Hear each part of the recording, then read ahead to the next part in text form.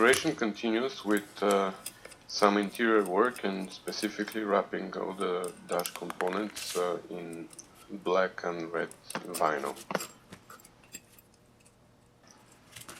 I started with the panel for the gauges, and for that I kept a small piece of red vinyl from when I was doing the seats. So I removed all the gauges and I cleaned up a little bit the old paint from the panel, and then I just wrapped it.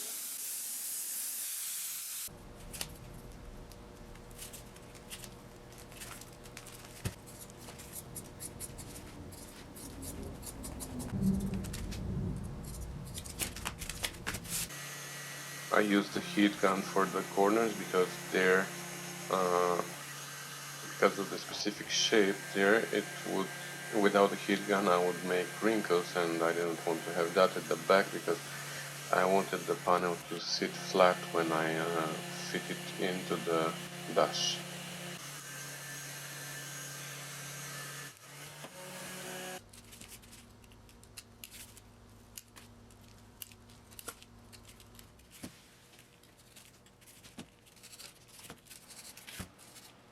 Then I cut the openings for all the gauges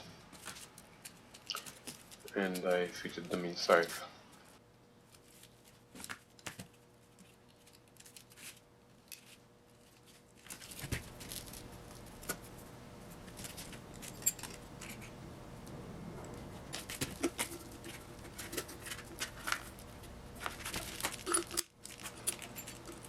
I also wrapped the dash in black vinyl, but for some reason I'm missing the video of that, and anyways, it's pretty much the same way as this little panel here, just there were some corners that I had to heat so the vinyl sinks inside.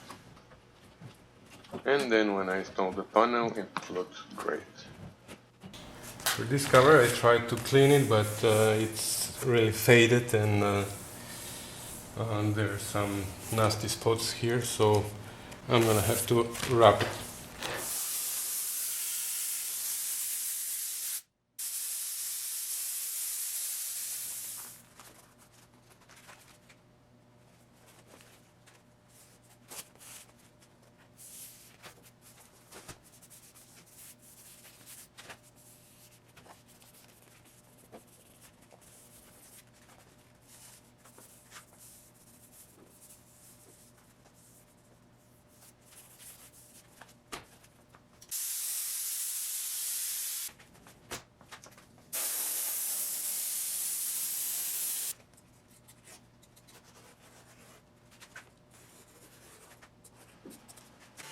The tricky part here was to wrap these corners because they are very pointy, and it's when you fold the vinyl around, it creates a lot of creases. But with a little bit of heat and a lot of pulling, everything comes in place. It worked very well for me.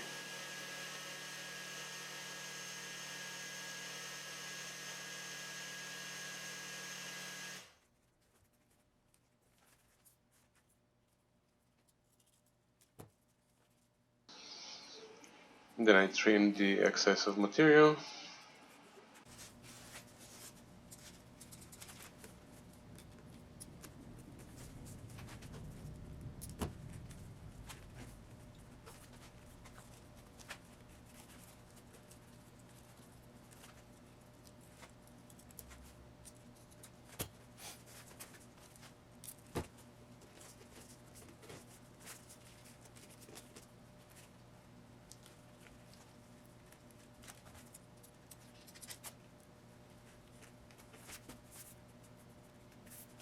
And I cut the openings for the air vent and the ashtray.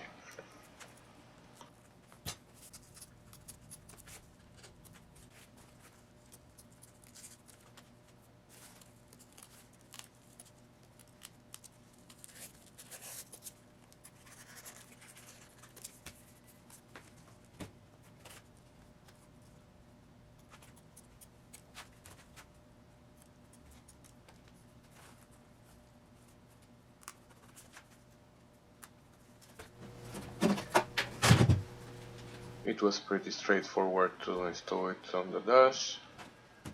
Just 4 or 5 screws at the back.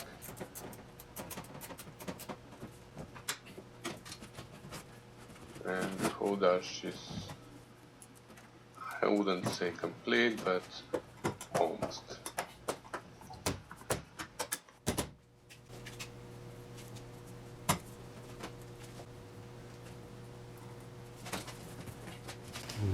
Nice, huh?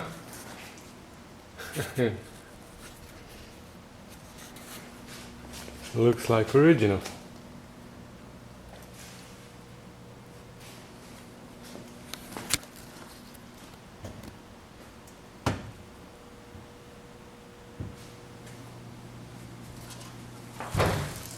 Next I had to wrap the windshield frame, and for that I used the old vinyl.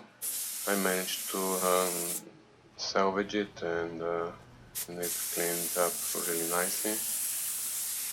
And I just sprayed trim glue and glued it in place.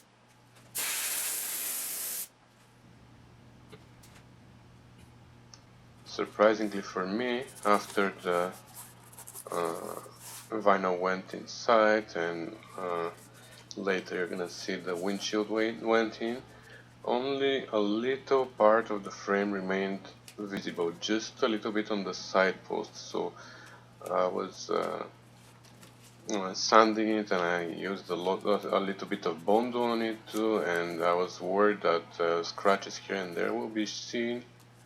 Nothing like that. Almost everything gets covered anyways. This rubber here is really tricky to put on, because once you put the inside, the outside comes out, or you put the outside and the inside comes out, so it was very tricky. And I spent a lot of time, even though it doesn't show here in the video, but I spent a lot of time putting it on and keeping it in place while putting the frame on the body. But it went in, and it looked great.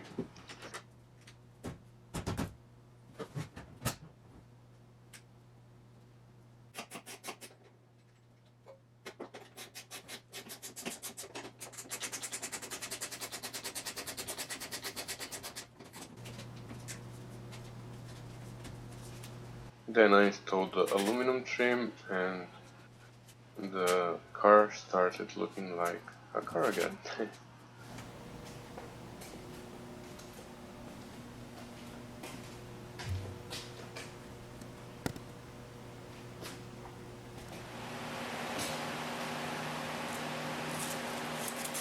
Next I dealt with the headlights.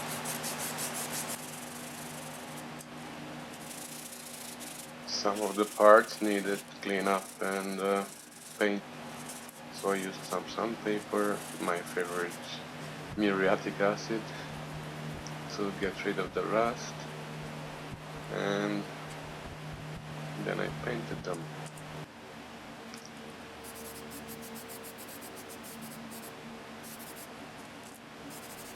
Wrapped the harness too, because it was very sticky and awful, and then I installed the lights on the car.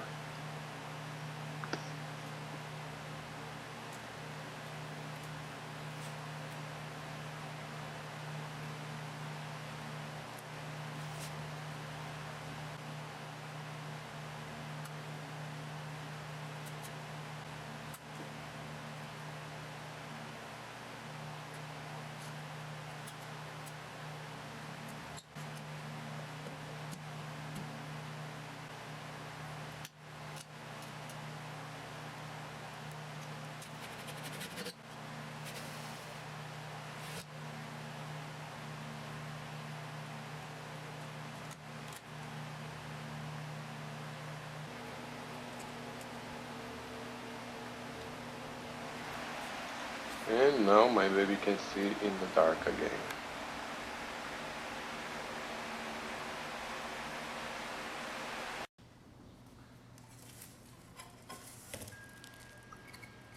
The heater is the last part, or at least I'm hoping it's the last part that needs reconditioning.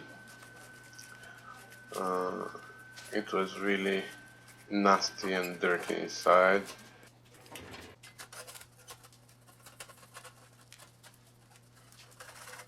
So again, I sanded it, I cleaned it up.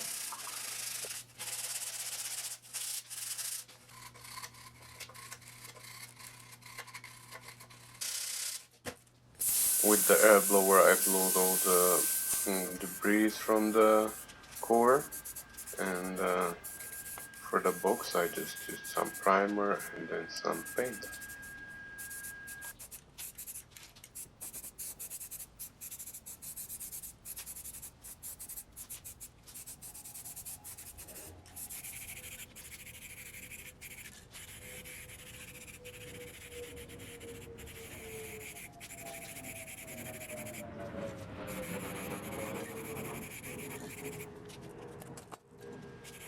Surprisingly, the core looked very well. There were no leaks or anything. Not that I'm gonna use the heater, but it's nice to know that it's working and everything is good.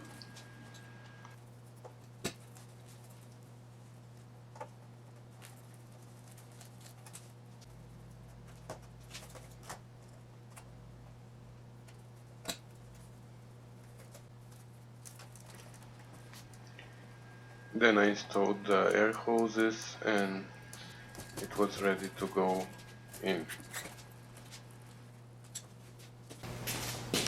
Before I continue with assembling, I'm gonna check it to see if it doesn't touch anywhere or something.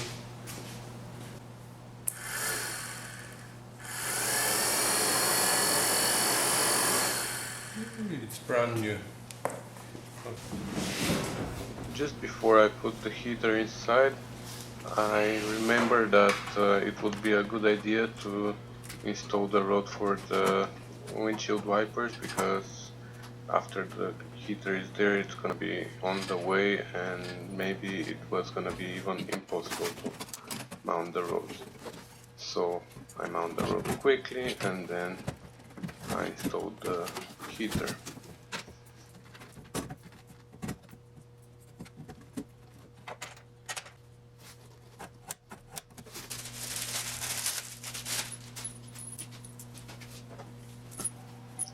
The speedo cable and the one for the tachometer are fed right through the middle of the heater both, which is weird, but it is what it is, so I had to do the same thing. It was a little bit tricky, but it worked. I used some rubber grommets.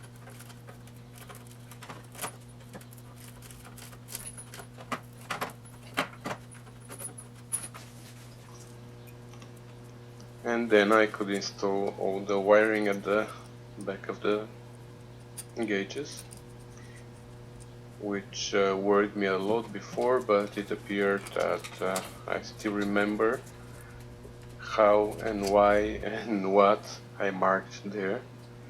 The only thing is I'm still missing my ignition switch. At that time I had no idea what happened to it, but I found it later.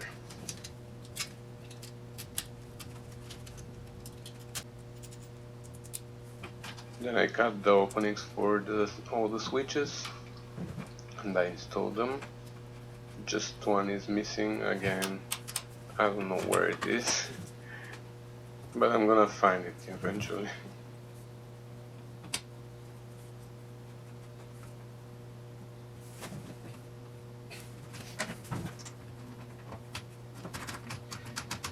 Next I installed almost all the chrome around.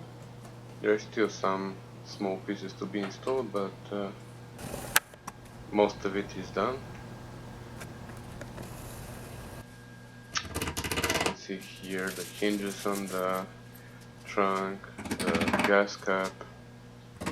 I'm installing the little clips for the moldings also. And at the end I got that. Yes, the windshield is in also, but I'm gonna show you how I installed it in my next video.